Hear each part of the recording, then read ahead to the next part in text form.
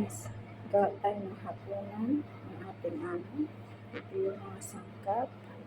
Yan, giniling na kami, patatas, at saka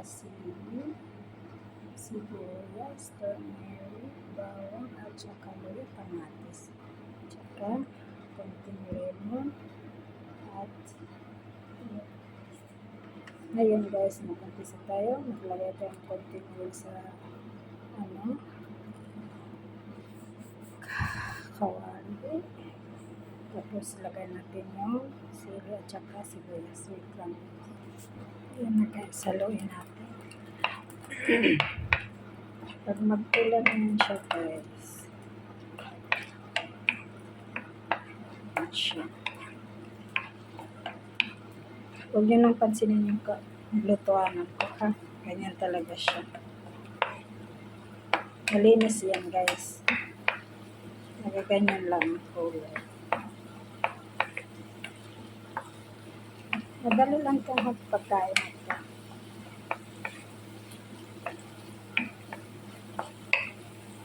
And guys. Lagay natin yung bawang, turmeric at saka ayan guys. Lagay natin yung giniling kain. Yan guys. Yan. Hapin. Paanahin lang natin ang saglit.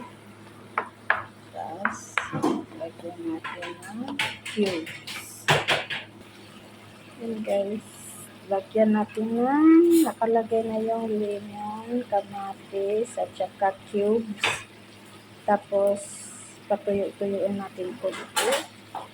Saka, lagyan natin ng mga baharat.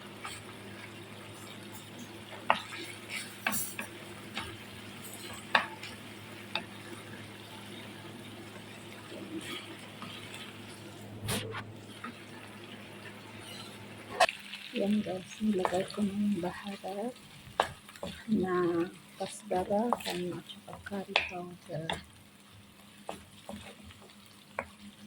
Yan guys.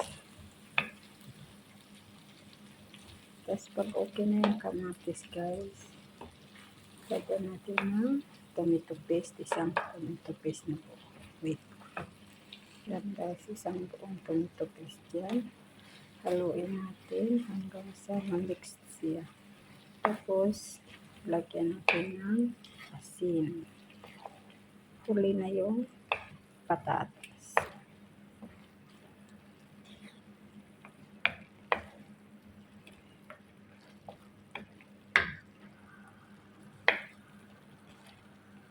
Lagyan natin ng asin guys. Wait lang. Tansya-tansya lang tong asin guys ha. Yan na siya guys.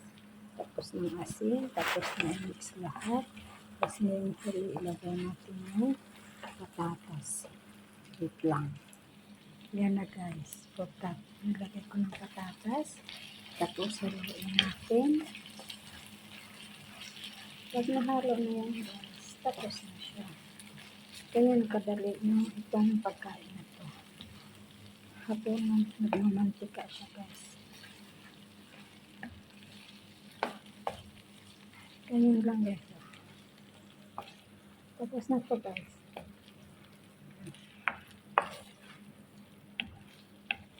Magtuyo lang ito mamaya guys. Pagka mawala na yung mga mantika.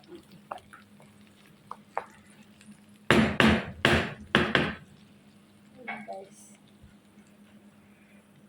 Yan ang tawag na putat lahan mapuram. Salamat. Yan lang guys.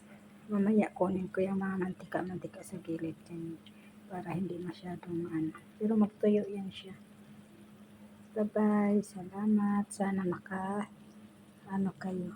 Masarap yan guys.